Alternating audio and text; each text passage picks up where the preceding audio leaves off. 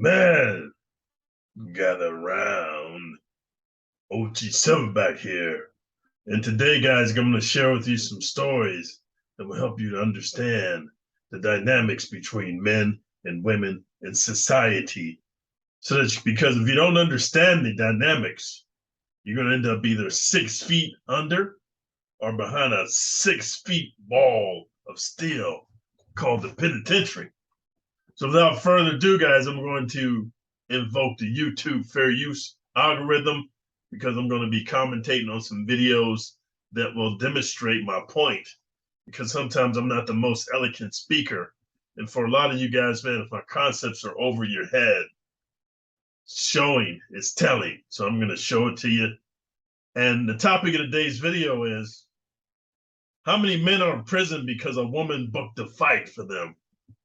And I just want to share this with you because, dude, I've noticed, man, like I just came in from physical therapy because I'm doing this thing called prehabilitation. We all know what rehabilitation is, but now the surgeons have this thing called prehabilitation where you actually work the muscles of your hip and the surrounding supporting muscles, and you strengthen them up so that when they cut you open and they put in a new hip, and once they realign the muscles or reconnect the muscles, they'll have muscle memory of how strong they were before. Say they overhype your hip to get ready for the trip called surgery.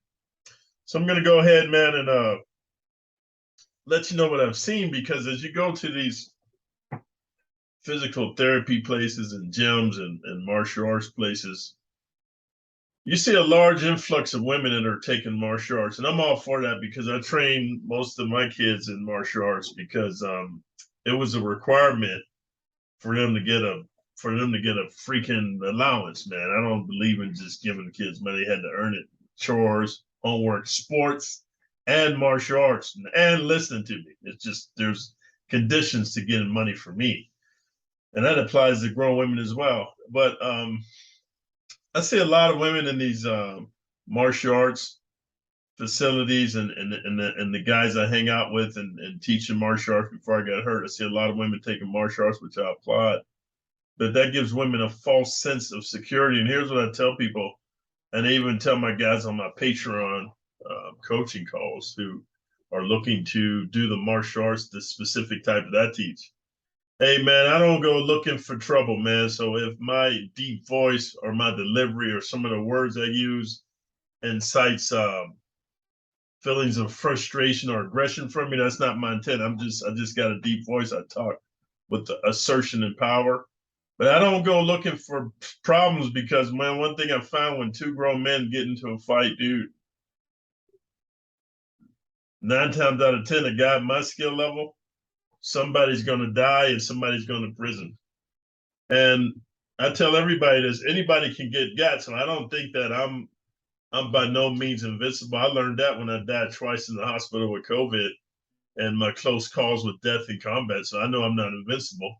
But what I do know is if I can't verbally negotiate my way out of a physical confrontation and I can't flee the situation and the guy aggresses upon me, man, I'm trying to help him meet Jesus, Buddha, Allah, Confucius, all them people, man, Muhammad, whoever it is, because, dude, if I can't talk my way out of it, all my martial arts instructors taught me, dude, if you can't talk your way out of it or flee from the situation, then obliterate it. No, don't just negate it, obliterate it. I'm not telling you guys what to do. I'm telling you what I do as an old man, minding my own business, and I train every day. So I'm gonna tell you the reason I train every day, guys. Got a lot of guys ask me that. I train every day with in martial arts and sticks and swords and weapons and pipes and knives. So that if unfortunately I have to go back to prison, I'm well equipped because the youngsters nowadays, man, they don't respect your elders. So if you go to the belly of the beast, dude, and you're an old man, forget about having some youngsters be like, hey, man, give Grandpa a pass, man. You know what I'm saying? Because I'm shocked all the whoop, you know. Or, hey, Holmes, you leave that old Vato alone. He's viejo, Holmes. You understand? Or, hey, what? You know what, man? It's not cool to mess with old people, and I forbid you. Or they just be like, hey, Hake, you leave the old man alone. I mean, Arigari. No, it ain't none of that like you think. This ain't a movie. They prey on the old and the sick and the weak in prison, bro. I'm not going to be, I can't help being old, but I will not be sick and I will not be weak and I will not be preyed upon. So without further ado, let's get into this video I got for you guys.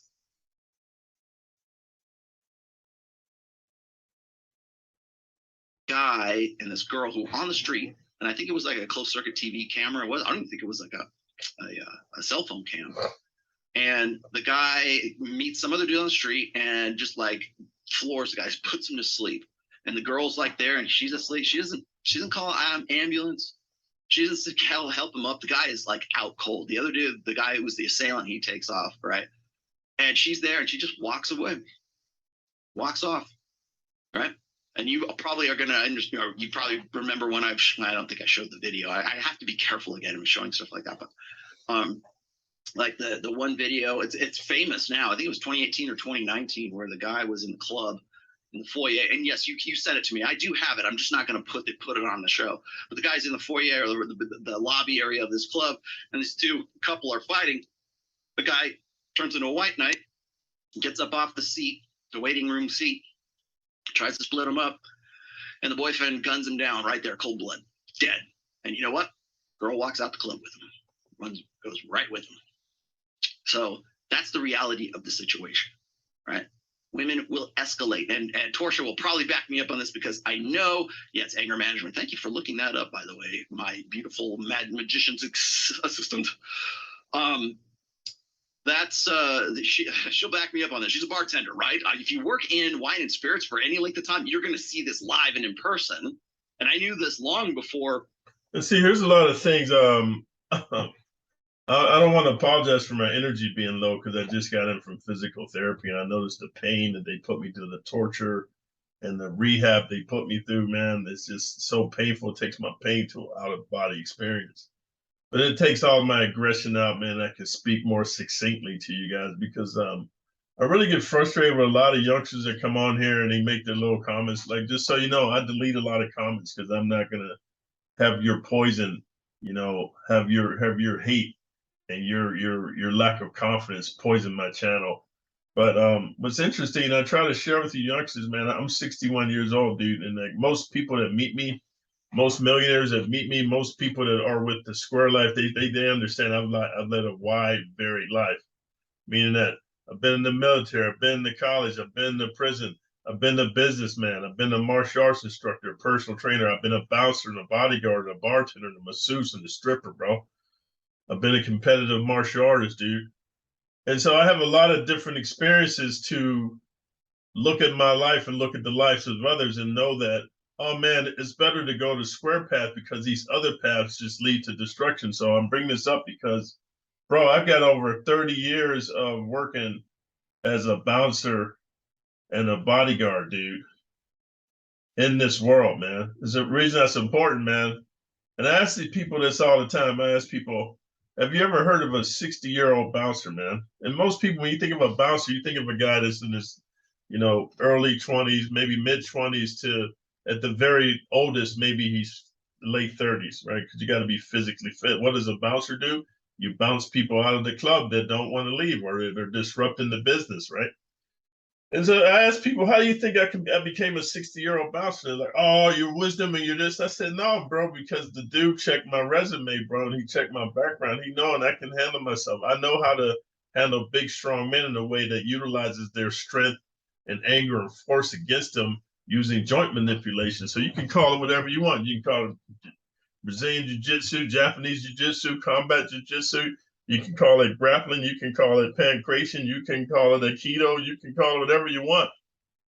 I'm very good at that. And so then it lessens the damage to other patrons and then to the club itself. And that's how I became a 60-year-old bouncer. But I bring that up because, dude, being a bouncer, you get to see three things, bro. You get to see female nature for what it is, man. It's called hot girl summer, but hot girl summer is not just in the summer, it's every day. And girls come into the nightclub, they what's that? They bait men and they seduce men to buy them all kind of drinks and give them drugs with the promise that they're gonna have sex with them, man, at the end of the night. And then when they end up leaving with somebody else, dude, or just ghosting the dude, then the dude gets upset, man, and then he wants to fight. Number two, you get to see how men handle how most men are beta males, even guys with money, even big strong dudes, the way they let women just manipulate them and use them. And number three, you get to see how society caters to women. Like I'll give you an example, the clubs that I bounced at, they let most hot girls in for free. And then they make the men buy them the drinks. The men got to pay cover to get in. Then they got to buy the drinks. So I'm just saying, bro, you get to see female nature, female behavior for what it is. And you get to see that the reason is the way it is because most men are beta male simps, bitch warmer boys, chimpanzee manginas to allow a creature that's smaller than you manipulate you because you got a big hard boner and she can make it soft and wet for you. Come on, man. There's more women than men geographically, dude. So you got to act like the commodity that you are, bro. You got to act like the scarce commodity that you are.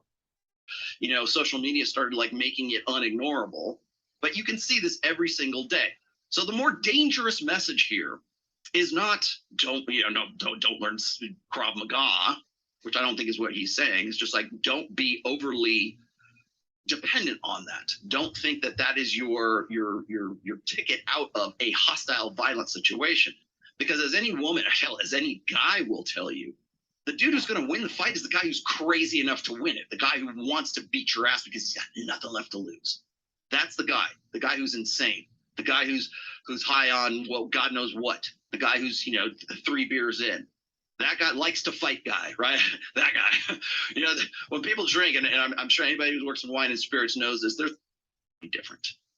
It's body weight. It's physical aggression. How do I know that? Well, I'm about to show you, because as if you didn't need any more proof than just the sporting proof, reality meet ideology. Okay, well, here we go. Let's for the more rational minded of you, for the more literal minded of you, let's look at some stats, some empirical data. What the hell is this, Rollo? 1870 for target acquisition, instrumental rotation of spatial and point of this whole screed here. Okay, the fact is that we're teaching girls this false sense of security. You need to be careful.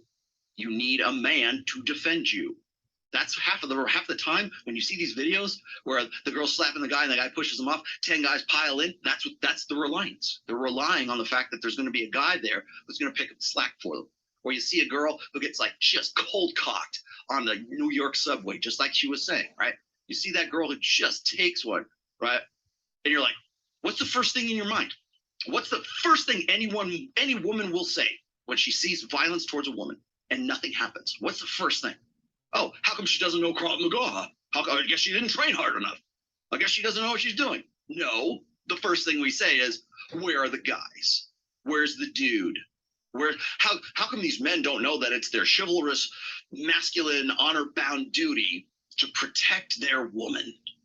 Why isn't that, why is that the go-to when we see something like that? I remember seeing, I forget what, I think it was probably like 2017. Somebody showed me this video and it might've been. Okay, guys, I think you got the brusk of that. I'm just going to give you some examples of other people who are validating my point. I want to go to somebody else because I don't like making my videos long because a lot of you guys complain, and I get tired of hearing about whiny, wimpy dudes that don't want to sit down and learn something, dude. Entertainment's cool, but sometimes it's cool to educate yourself, man. But let's go into this video here. Okay. Firstly, you're confusing 1% of men with all men.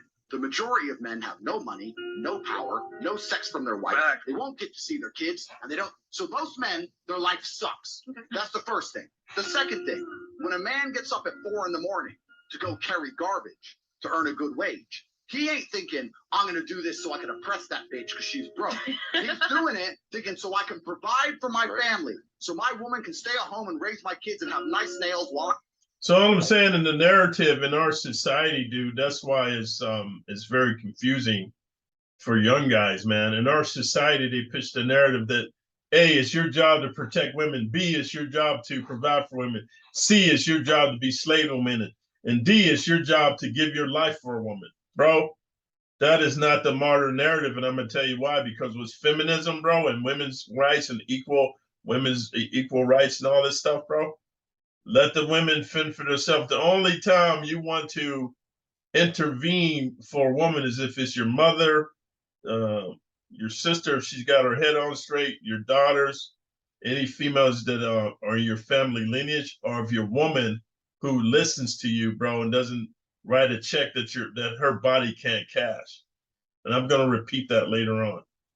I'm out here carrying trash. You go to a coal mine, those dudes are not down there thinking about oppressing women. They're down there thinking about providing for women. Now, I'm not saying that there's not bad apples, but in general, us men are prepared to take on more bullshit to protect you than you would possibly believe.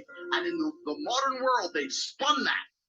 Feminism spun that. Men make all the money. You women need more money because men make the money and men are in charge and men have the good jobs. Men are out here giving up their fucking life for you chicks. They're giving up their life for you. And feminism prevents you respecting it. As articulate as Andrew is in nailing these points home, you'll still have some folks that'll say, but the patriarchy. Listen, he's explaining the burden of male performance, but there's some bad actors that will conflate the patriarchy with the hyper-competitive 1% of the men in this country. But 99% of the men do not benefit from the patriarchy that you seek to overcome. Those 99% of men are trying to win at capitalism. But just as Andrew was saying, feminism has conditioned many women and as well as many men. And this rhetoric actually damages men the most because the product of that rhetoric is a much more docile, passive, feminine man that is not comfortable within his manhood, is not comfortable within his masculinity, is not comfortable flexing his muscle because he was told that he is toxic in his masculinity and that his very existence is detrimental to the growth or the flourish. Strength, leadership, power, authority, guidance, patience are God's gift to us as men. We have to cherish that.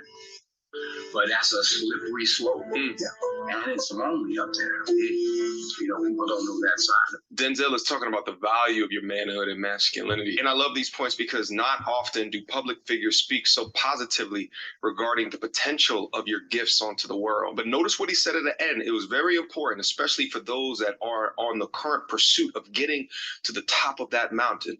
What did he say? It's lonely at the top. And by guys, I want to interject on this because, as I talk to a lot of you guys on my coaching calls over at Patreon, man, you talk about your friendships with beta males and simps and all that. And dude, some guys aren't meant to be unplugged from the matrix. And you're going to understand as you associate with me and men like me who are giving you the path to your greatness. Some guys, some of your friends just want to be mediocre, have women walk all over them, have women use them, all that kind of stuff. And I'm opening your eyes, and then you turn around and try to open your homeboy's eyes. Sometimes, man, as Jim Rohn says, you got to make different and better friends because some of the friends you have, as you become illuminated, they want to stay in the dark, man. no stretch of means of imagination am I saying I am at the top, but I will tell you guys that I've gone on my path of achieving the best version or the greatest version of myself from a purpose perspective. You will prioritize your relentless pursuit and deprioritize maybe the relationships that you built within your life. It takes a certain amount of keen dedication to what it is that you're doing to achieve greatness in anything because it's so damn competitive, and you'll prioritize your work and deprioritize some of the relationships within your life in seek of greatness. But I think it was a great warning for those seeking to enhance their utility in this world to understand what you might be sacrificing because of it. Guys, let's talk getting a girl's number and first confidence to pull.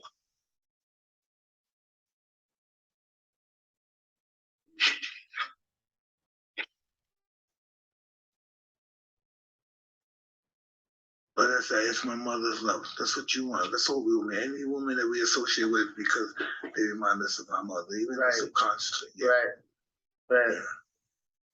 She could be educated, but because them slippers, she had the personality, but there's something about her. That's the only reason I like you anyway, because I'm attracted to my mother and you had that characteristic. Right. My first love, I fell in love with her because if I got sick, she used to console me like my mother. She was the only motherfucker could to heal me like my mother. And this ain't on no sick. This was just on some Listen, I know you said no sex, but know why it didn't work? Because of sex. You know what I mean? We look for our mother and our lover, but our mother could never be our lover because our lover would never love us like our mother. Bars. She's not in her. It's not in no woman to love us like our mother loves us. It's not in her. Don't care how much a slave she. Don't care how many people she fucked for you, bringing the money. It's not in her to love you like your mother loves you. Pay attention. Eventually she'll turn her back on you. That's crazy. Eventually she'll turn on you, nigga. You treat her like a dog. You turn love on her like your mother loves. That's a song. Yeah, listen. Listen, hey. It ain't any other love her like your mother. Hey. I listen to, man, that's some real shit. I listen to, I look at my that's wife. Why you can, I mean, that's why she could. I look at my wife. They don't take to my, listen. Both my ex-wife. Oh, Mike, I gotta tell somebody that. No, you ain't listening. That's why, bro. No, I'm gonna tell you something. It wasn't in her to love her like my mama loved me. Not in her. Yeah, it wasn't in her. It wasn't in her, man. Know why? Because her survival, even though she does everything she does for you. Listen. Everything she does for you is for her survival. Yep. Everything your mother do for you is for your survival. Now listen, that's great. Listen, can I tell you something? It's not over, nigga. Right? I just want you to know it's not over. Yo, who would have thought Mike Tyson would have came with the crazy bars like that? Too many modern men today believe the Disney fairy tale or the narrative of falling in love. Women think about their own survival when it comes to dealing with you. And truthfully, it may be unbeknownst to them, but this comes from an evolutionary perspective. Why do you guys think that the highest thing that women say that they look for is security? Her providing love for you doesn't help her feel more secure, or it doesn't help her survive longer, unless like there's some provisioning that comes with that. But understand this, women love children the way that men love women. So don't opt for a woman to love you. Opt for a woman to respect you. The love part, that's just icing on the cake. Questions, comments, Okay, guys, here's the last one I want to share with you guys, and I'm going to get into the topic. I'm going to get into the topic I want to share with you guys here. So just let me, where is this called, man?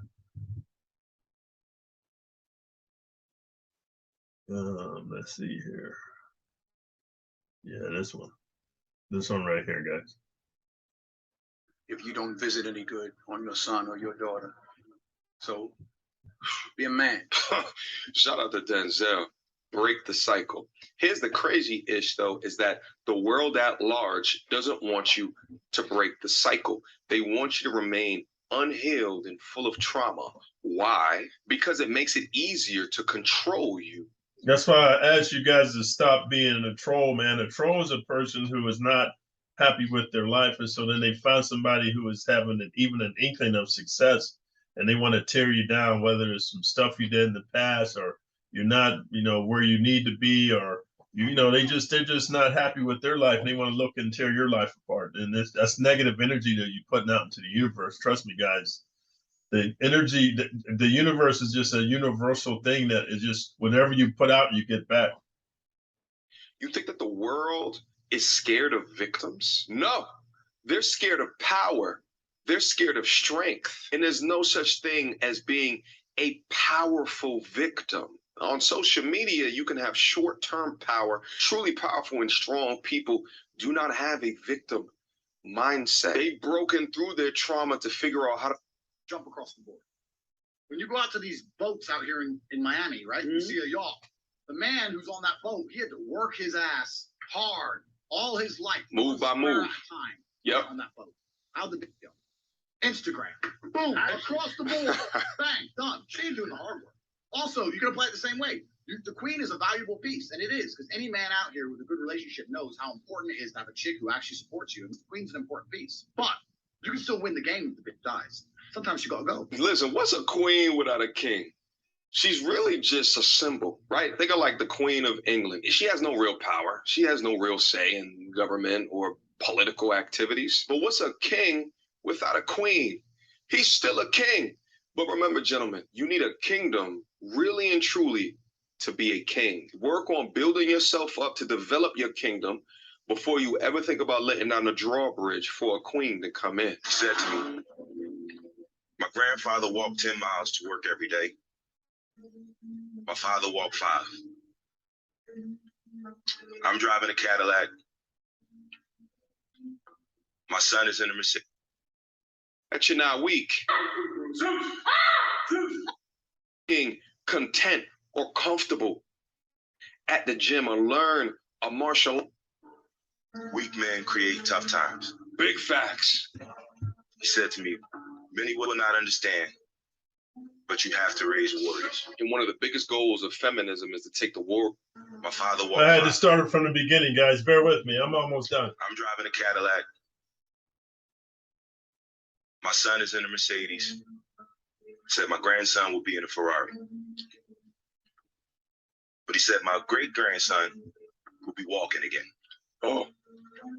So I asked him, I said, well, why is that? And he said to me, create weak men. Tough times create strong men. Strong men create easy times. Facts. Easy times create weak men. Facts. Weak men create tough times. Big facts. He said to me, many will not understand, but you have to raise warriors. And one of the biggest goals of feminism is to take the warriors out of society. Listen, weak men are the absolute bane of every society. Weak men allow children to have sex change operations. Weak men allow their girlfriend to show their ass cheeks up on Instagram. Weak men don't harden their body at the gym or learn a martial arts or some form of self-defense in order to protect themselves or the people around them.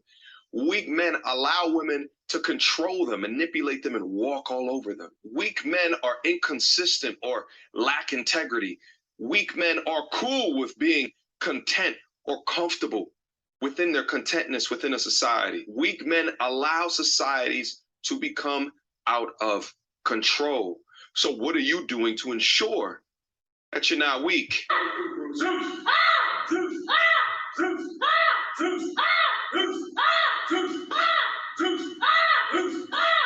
Pull it, punch all the way through. When you feel the pain, go all the way through. That could be a barrier in life or anything. Punch harder. Now punch it harder. Punch through it. You feel pain? Shake that off. Let's go. That's what this is about. Good. Let's get to that. Why are you crying? That's what this is about, son. It's okay to cry. We cry again. Break through your barrier, young man. Tell me, why are you crying? It's part of the test for a reason. Why are you crying? Just go ahead, son. Because what?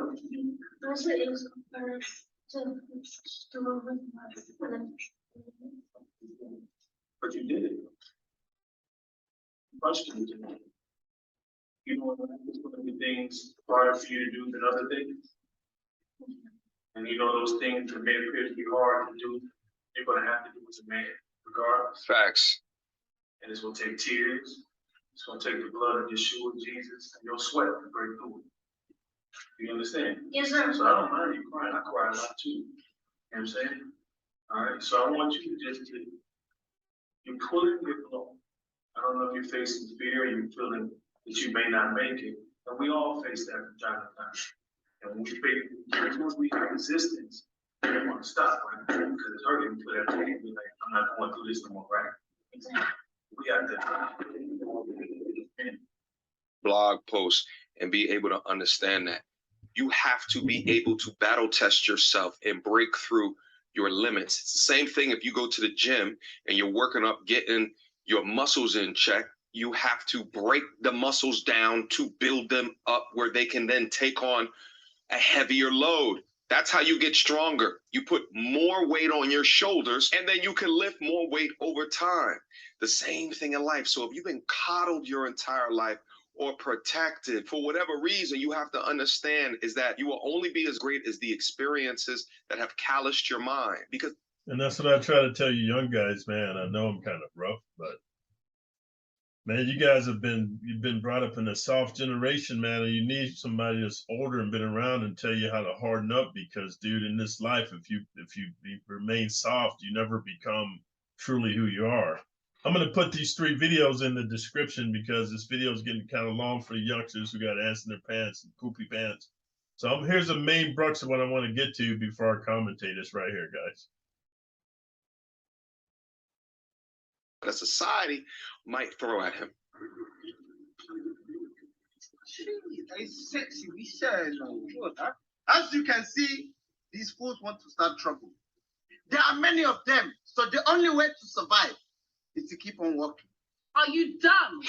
But, ladies and gentlemen, we have a complete fool. We're gonna deal with these fools. Monko should deal with them. No, look at the fool. No, look at the fool. See, look at. And I am about to die. I want to die. Tell your father to do it. Jokes aside, how many men are in prison right now because a woman booked a fight for you? Shit, even Shahrazad Ali told y'all about this. Not out there cussing, jumping up in men's face, screaming and hollering, acting a fool, trying to act like she a man. And then when some other man deal with her like she a man, then she want you to jump in and save her. It don't work like that. It doesn't. It don't work like that. It absolutely doesn't. And you have to be careful, because black women will book a fight for you and walk away. Yeah, early, right? How many of our black men are in jail right now because of situations like that? And I know a lot of brothers who are taking time for sisters. Women like this book fights for you because within their minds, this is what they want, right? They want a knight in shining armor that can come out and save the day, irrespective of the logic of the particular situation. But here's the thing, simps respond. And I know that you're a simp. Why? Because she is controlling you. And a man... Hey guys, I could not have articulated that better, dude. That's why I like to get other videos, man, and commentate on them because my vocabulary is limited. And then sometimes I get so passionate. But here's the main juxt points of the video, this video. How many men are in prison because a woman booked a fight for them? It's a rhetorical question. And I can tell you it's a lot.